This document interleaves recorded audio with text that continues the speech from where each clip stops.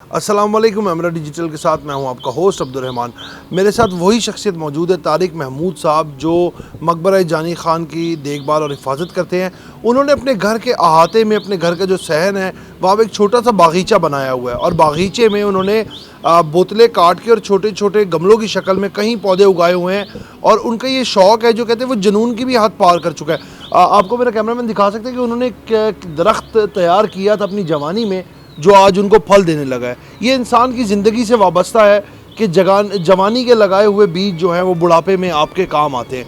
आज वो इतना तनावर दरख्त बन चुका है कि आज वो उनको फल फराम कर रहा है। आप देखें कितने खूबसूरत केले उगाए हैं। इसी तरह हम तारिक महमूद साहब से जानेंगे कि उनको ये शौक़ कब से पड़ा, और वो अपनी मदद आपके तहत इतना जो सारे गमलों को उन्होंने बनाया हुआ है, दीवार पर भी उन्होंने बोतलों में गमले बनाकर और पौधे उगा के रंग बिरंगे फूल और ख़ूबसूरती बिखेरते जो है, ये भी एक जानदार है, क्योंकि पौधा जो है वो जानदार की तरह बढ़ता है। तो तारिक साहब से बकाया जानते हैं हम। अस्सलाम वालेकुम तारिक साहब। वालेकुम अस्सलाम। तारिक साहब, ये आपको गमले और ये ग्रीनरी का शौक़ कब से पड़ा? बिस्मिल्लाहिर्रहमानिर्रहीम। अस्सलाम वालेकुम। असल में मैं अबू धाबी में था, तो मेरा घर थोड़ा सा बड़ा था, वहाँ सहन भी था, तो मुझे शौक़ वहाँ से शुरू हुआ है। तो वहाँ भी मैंने काफ़ी सारे पौधे लगाए हुए थे अपने घर के अंदर। तो जो शौक़ मेरा आगे और बढ़ता चला गया और बढ़ता चला गया, पर मुझे एक क्राइसिस से गुज़रना पड़ा, तो मैंने अबू धाबी का काम अपने थोड़ा जो है ना वाइंड अप कर दिया। उसके बाद मैं चला गया शारजा। वहाँ मेरे कफ़ील ने के घर पे मैंने पौधे लगाए और वो बड़ा खुश हुआ। उसको पता था कि ये इस काम का माहिर है। तो जब ईद आई तो मैं तो छुट्टी पे आ गया। तो उन्होंने बाद में मुझे बताया कि तारक, यहाँ ईद वाले दिन हमारे अरब लोग जो थे वो आते रहे हैं ईद मिलने के लिए, तो जब वो बगीचा देखते थे तो पूछते ये किसने बनाया है। हम तो ऐसा जैसे हॉलैंड में खड़े हैं। तो कहते हैं कि जी मैंने एक इंजीनियर को बुलाया था, तो वो काम करके गया है ये सारा। कहते हैं आपने हमें नहीं बताया। कहते हैं अभी चाहिए तो वो आ जाएगा, तो फिर आप करवा लेना काम उनसे। बस इसी तरह मेरा ये शौक़ बढ़ता चला गया, और मैंने ये काम जो है ना घर में इसलिए करता हूँ, रिसर्च भी करता हूँ, ताकि ये 70 साल उम्र है। अभी इस उम्र में मैं अगर बैठ गया तो बिल्कुल बैठ गया। तो मैं एक्टिव रहता हूँ अल्हम्दुलिल्लाह। मुझे पूरा 10-12 घंटे काम करूँ, मुझे कोई मसला नहीं होता है। ये है। तो अच्छा, आपके पास इस टाइम जो पौधों की कितनी अक़साम मौजूद है? मेरे ख्याल में कोई 150-200 के लगभग तो होंगी, कम व बेश। और ये अच्छा, जो आपने ये दरख्त उगाया था केले का, ये कितने साल पुराना है और आपने कब उगाया? तकरीबन 20 साल पहले एक पौधा मैं लेके आया था, तो वो मैंने लगाया था। तो एक पौधे से या खुद ब खुद, क्योंकि कुछ चीज़ें ऐसी हैं वो सीड से तैयार नहीं होती हमारे इस इधर के एटमॉस्फेयर के हवाले से, तो ये इसके बच्चे निकलने शुरू हो जाते हैं। इनको हम लोग शक्कर कहते हैं। जैसे ये मैंने निकाल के अभी सेपरेट किया हुआ है, वो है, इधर भी दिखाऊंगा मैं आपको, सामने छोटे बच्चे नज़र आ रहे हैं, तो वो हम लोग अलग करके लगवा देते हैं।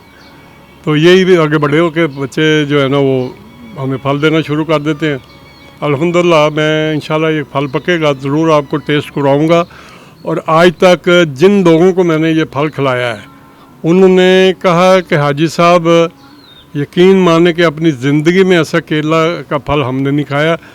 तो ये बाहर एक दुकान है यहाँ पर शेल शॉप पे मोबाइल्स की, तो उनको मैंने दिए थे 2-3 साल पहले। जब कभी मैं जाता हूँ जिक्र होता है तो कहते हैं ऐसा, जब भी आपको देखता हूँ ना, तो आपका जो आपने जो केले दिए तो खाए थे, तो जो एक अच्छी ज़बरदस्त उसमें खुशबू थी, वो उसी वक्त हमारे मुंह में फीलिंग आ जाती है। अच्छा, ये कितना वक्त लगेगा इनको पकने में, क्योंकि अब तो आपने वादा भी किया मुझे खिलाएंगे? बिल्कुल, मैं तो चाह रहा था कि ये पक जाना चाहिए इसको, लेकिन ये मौसम थोड़ा ठंडा हो गया है, उसकी वजह से थोड़ी सी लेट हो रही है। अभी कितना वक्त दरकार है इनको? मेरे ख्याल में कि मई का महीना ले जाएगा, क्योंकि इसको मैं जैसे ही मुझे थोड़ा सा भी ये येलो होने शुरू हो गया ना, इनको काट के इनको मैंने अखबार में लपेट के तो डंप कर देने एक ऐसी जगह पे जहाँ से ये पक जाएगा।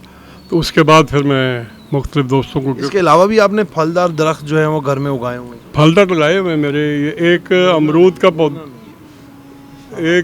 का पौधा है, वो अपना है, उसकी वैरायटी है जनूबी अफ्रीका की, साउथ अफ्रीका की वैरायटी है। एक है मैं लेके आऊँ लाल अमरूद है, वो शरकपुर की वैरायटी है। एक दूसरा है संदूरी अमरूद, वो भी शरकपुर की वैरायटी है।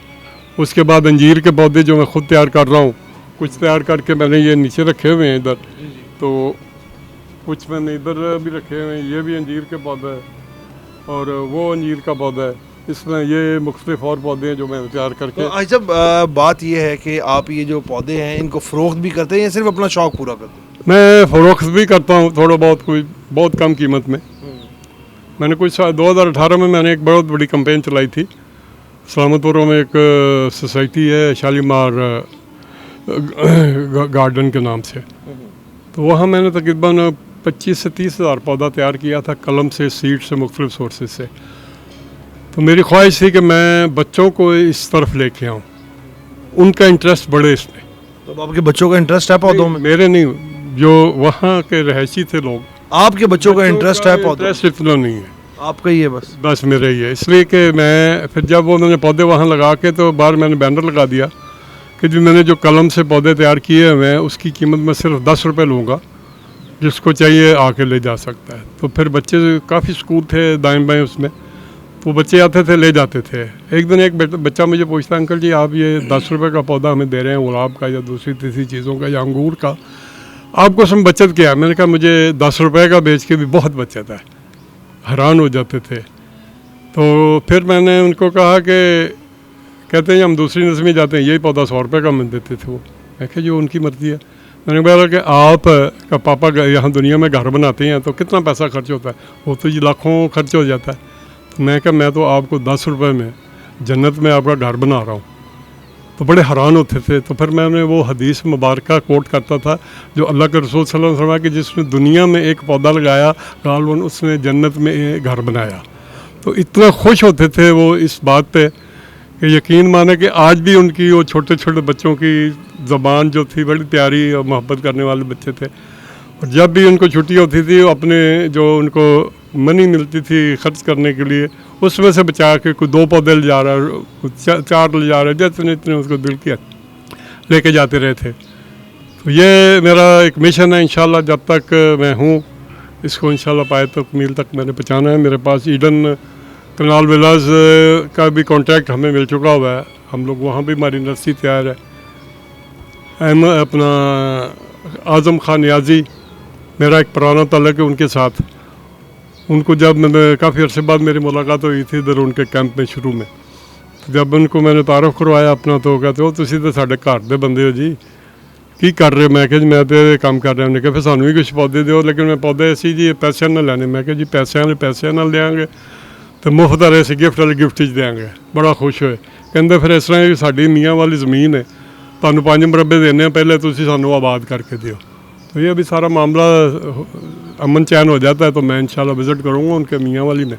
बहुत शुक्रिया आपका सर। जैसा कि हमने तारिक महमूद साहब की गुफ्तगू सुनी कि उन्होंने किस तरह आज से 20 साल कबल ये दरख्त उगाया था और आज वो इतना बड़ा है कि उनको फल दे रहा है। और बकाया उनका ये शौक़ है कि वो घर में एक छोटी सी नर्सरी बनाई हुई है और बकाया वो मुख्तलिफ प्रोजेक्ट्स पे काम करें। उनका एक ख्वाब है कि वो पाकिस्तान को सरसब्ज़ देखें। आज उनकी 70 साल उम्र है, लेकिन उनके अंदर आज भी वो यंग और नौजवान जज्बा दौड़ रहा है कि वो पाकिस्तान को सरसब्ज़ करना चाहते हैं। इसी के साथ अपने मेज़बान को इजाज़त दीजिएगा। आपके साथ फिर मुलाकात होगी एक नई स्टोरी के साथ। तब तक के लिए अल्लाह ने के बाद।